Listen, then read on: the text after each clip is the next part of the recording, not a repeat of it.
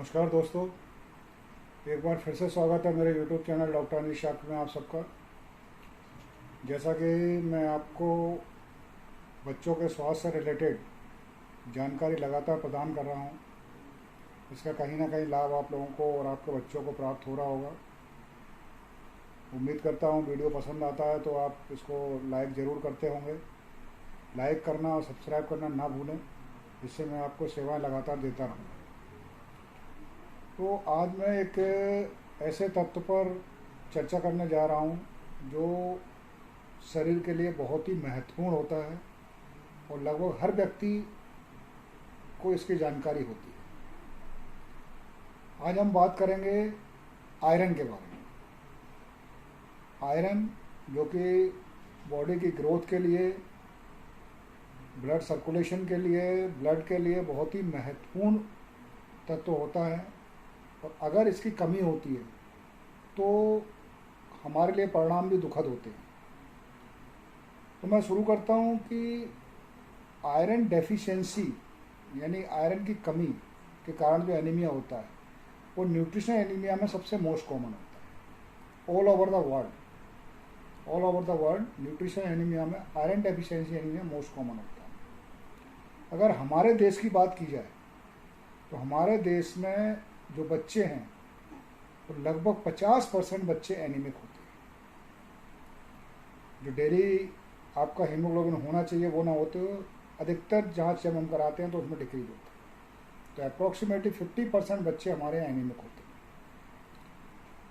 हैं। और इनमें भी जो मोस्ट कॉमन होते हैं वो रूरल क्षेत्र के यानी ग्रामीण क्षेत्र के रहने वाले और पुअर सोशो इकोनॉमिक स्टेटस वाले, यानी जो गरीब तबके के बच्चे झुग्गी झोपड़ी में, झोपड़पट्टियों में रहते हैं, जो जिनके माता पिता एजुकेटेड नहीं हैं, उनमें बहुत ज़्यादा आयरन की कमी पाई जाती है। अगर हम इसके सोर्स की बात करें तो इसके डाइटरी सोर्स बहुत अधिक हैं। अगर हम उन डाइटरी सोर्स को रेगुलर लेते रहें तो हमको आयरन की कमी ना। ये वेज और नॉन वेज दोनों टाइप की डाइट से हमें प्राप्त होता है। अगर हम नॉन वेज की बात करें तो meat, beef, lamb, oily fish, egg yolk, liver, kidney, इनमें अत्यधिक मात्रा में आयरन पाया जाता है। अगर हम वेजिटेबल की बात करें, वेज डाइट की बात करें तो उसमें दालों में रहता है आयरन, बीन्स, मटर, डार्क ग्रीन लीफी वेजिटेबल्स यानी कि गहरे हरे पत्तेदार सब्जियां, ग्रीन बनाना जो कच्चा केला आता है, पालक, ब्रोकली, गुड़ और आपका मूली, बंद गोभी, इन सब चीज़ों में प्रचुर मात्रा में आयरन पाया जाता है। अगर हम इनका रेगुलर सेवन करें तो आयरन की कमी होने के चांसेस बहुत ही कम हो जाएंगे। अब मैं वो तत्व आपको बता रहा हूँ कि जिसके लेने में से आयरन का एब्जॉर्प्शन बॉडी में कम होता है या जिनके लेने से आयरन का ऑब्जॉर्प्शन बॉडी में बढ़ता है। तो कम करने वाले तत्व रहते हैं, उनमें सबसे ऊपर काऊ मिल्क और चाय में टैनिन करके एक तत्व होता है जो आयरन के एब्जॉर्प्शन को डिक्रीज करता है। ऐसे ही हाई फाइबर डाइट में फाइटेट करके तत्व होता है जो आयरन के एब्जॉर्प्शन को डिक्रीज करता है। और आयरन का एब्जॉर्प्शन बढ़ता किससे है? तो जो खट्टे फल होते हैं यानी सिट्रस फ्रूट जो होते हैं उनसे इसका एब्जॉर्प्शन बढ़ता है। यानी कि आपके संतरे हो गए, नींबू हो गया, पाइनएप्पल हो गया, और इसके साथ साथ विटामिन ए सप्लीमेंटेशन आप ले रहे हैं तो वो भी आयरन के एब्जॉर्प्शन को बढ़ाता है। तो ये चीज़ हमको ध्यान रखना है कि किससे आयरन का एब्जॉर्प्शन बढ़ रहा है और किससे कम हो रहा है। तो हमको कौन सी चीज़ अधिक मात्रा में लेना है, कौन सी कम मात्रा में। जो बच्चे काऊ मिल्क पर डिपेंडेंट रहते हैं उनमें आयरन की कमी होने के चांसेस बहुत बढ़ जाते हैं। मदर मिल्क पर भी अगर 6 महीने के बाद मदर मिल्क कंटिन्यू करते हैं और हम उसको एक्स्ट्रा डाइट नहीं देते हैं तो वहाँ भी हमको आयरन डेफिशिएंसी एनीमिया देखने को मिलता है, क्योंकि मदर मिल्क में जो आयरन की मात्रा रहती है वो 0.29 से 0.45 मिलीग्राम पर डेसीलीटर होती है। और वहीं अगर हम गाय के दूध की बात करें तो उसमें जो होती है वो 0.01 से लेकर के 0.38 मिलीग्राम पर डेसीलीटर होती है, तो बहुत कम मात्रा में आयरन होता है। अब इसकी डेफिशिएंसी के कारण क्या क्या हो सकते हैं कि बच्चों में डेफिशिएंसी या बड़ों में डेफिशिएंसी कैसे हो जाती है, उसके कारण बता रहा हूँ आपको। जो बच्चे लगातार ब्रेस्ट फीड पे रहते हैं, यानी जिनको 6 महीने के बाद कॉम्प्लीमेंट्री फीड नहीं दिया जाता है, खाना नहीं खिलाया जाता है, उनमें आयरन डेफिशिएंसी के चांस बढ़ जाते हैं। ऐसे जो लगातार काऊ मिल्क पे रहते हैं उनमें आयरन डेफिशिएंसी चांस और ज़्यादा बढ़ जाते हैं, क्योंकि काऊ मिल्क अपने आप में एक एंटेरोपैथी जनरेट करता है पेट के अंदर, जिसके कारण आयरन का एब्जॉर्प्शन कम होता है और वो ब्लीड भी कराता है। एंटेरोपैथी हो जाती है तो उससे ब्लीडिंग भी होती है, तो खून की कमी होना स्वाभाविक है। दूसरा कॉज होता है जीआई ब्लीड, यानी कि आपकी आंतों से खून का रिसाव होना। इसके कारण एक तो मैंने आपको बता ही दिया कि भाई काऊ मिल्क अगर आप लेते हैं तो उससे एंटेरोपैथी जनरेट होने के चांस रहते हैं और वो ब्लीड करा सकता है। दूसरा होता है GERD, यानी गैस्ट्रो इसोफेजियल रिफ्लक्स डिजीज। इसके कारण भी हमको देखने को मिलता है। उसके अलावा ईसोफेजाइटिस, यानी कि आपका जो अपर पार्ट रहता है, स्टमक से ऊपर का पार्ट जो रहता है, उसमें इन्फ्लेमेशन होना, तो उसके कारण ब्लीडिंग होने के चांस रहते हैं। मैकल डायवर्टिकुलम करके एक डिजीज होती है, उसमें चांसेस रहते हैं। और हुकवर्म इन्फेस्टेशन, यानी अगर आपके पेट में हुकवर्म का इन्फेस्टेशन हुआ है तो तब भी चांस रहते हैं कि ब्लीड होने के। और अगर ब्लीडिंग होगी तो डेफिनेटली खून की कमी होगी, आयरन डेफिशिएंसी एनीमिया होगा। उसके अलावा थर्ड पार्ट आता है रैपिड ग्रोथ, यानी कि रैपिड ग्रोथ जो बच्चों का बढ़ना होता है, जो ग्रोथ होती है, उसमें हमको एक्सेस आयरन की आवश्यकता होती है, और जो हम बच्चों को नहीं दे पाते हैं तो उसके कारण आयरन की डेफिशिएंसी होती है। जैसे प्यूबर्टल एज रहता है लड़कियों के साथ, लड़कों के साथ, उसमें एक्स्ट्रा आयरन की आवश्यकता होती है, एक्स्ट्रा एनर्जी की आवश्यकता होती है। हम लोग रेगुलर डाइट देते हैं तो वहाँ पर कमी होने के चांस है। ऐसे ही गर्ल्स में मेंस्ट्रुअल पीरियड जो रहता है, मेंस्ट्रुअल पीरियड में ब्लड लॉस होता है, वहाँ हम उनको एक्स्ट्रा आयरन नहीं देते तो वहाँ भी आयरन डेफिशिएंसी होने का चांस बढ़ जाता है। उसके साथ साथ जो प्रीटर्म बच्चे रहते हैं, यानी कि आपके 9 महीने से पहले जो बच्चे पैदा होते हैं, उनमें कैचअप ग्रोथ रहती है, तो कैचअप ग्रोथ के दौरान आयरन सप्लीमेंटेशन अगर हम नहीं देते हैं तो उनकी ग्रोथ अफेक्टेड होती है।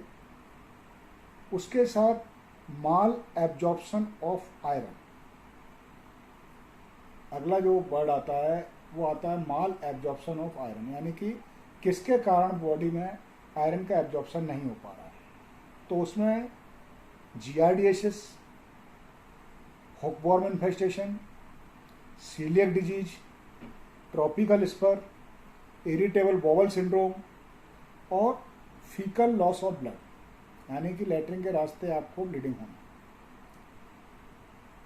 इसके साथ साथ आपका ब्लीडिंग सेकेंडरी टू ड्रग, यानी कोई ड्रग ऐसी रहती है ब्लीडिंग कराती हैं, उसके कारण भी आयरन डेफिशिएंसी एनीमिया होता है। जैसे non steroidal anti inflammatory drug या स्टीरॉयडल ड्रग, ये कराती हैं। उसके बाद हम बात करें तो लो आयरन कंटेनिंग डाइट, यानी जो डाइट हम ले रहे हैं उसमें आयरन कम मात्रा में।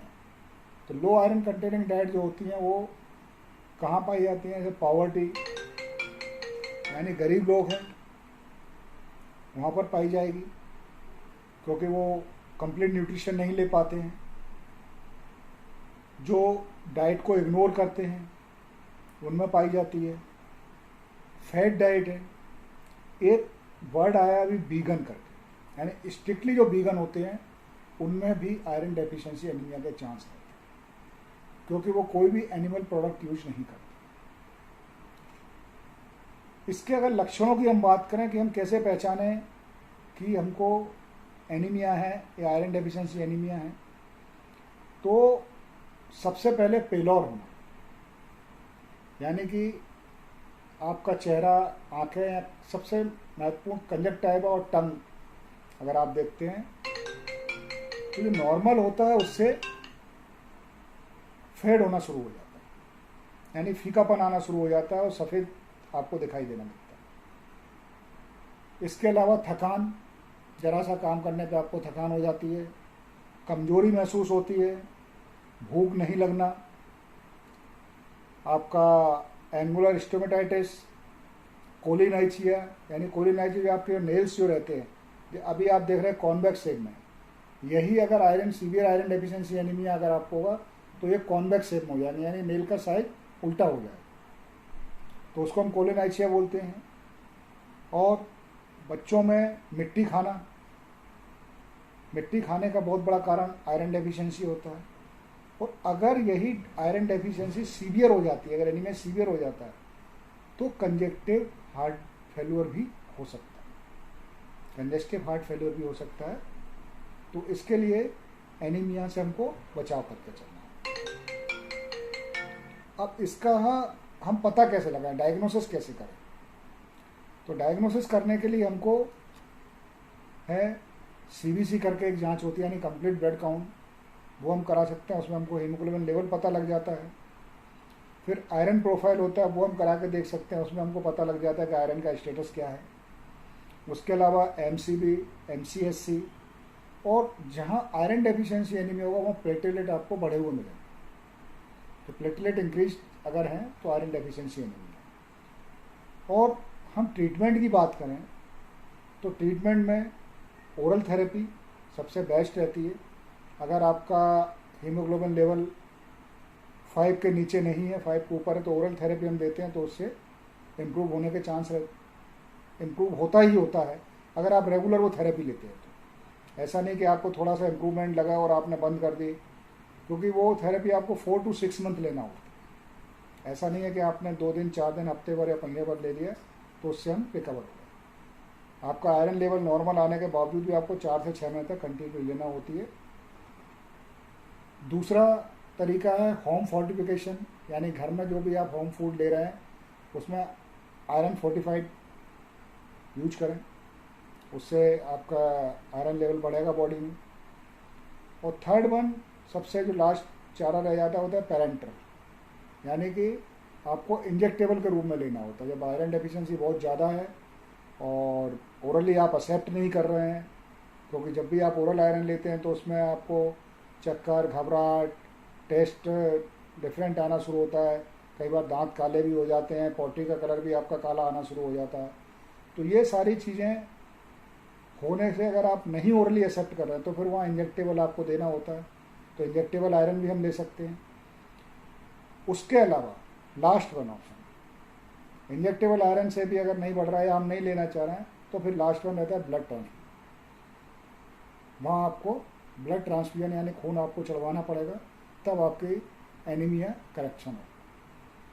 तो आज हमने चर्चा की एनीमिया में भी आयरन डेफिशिएंसी एनीमिया।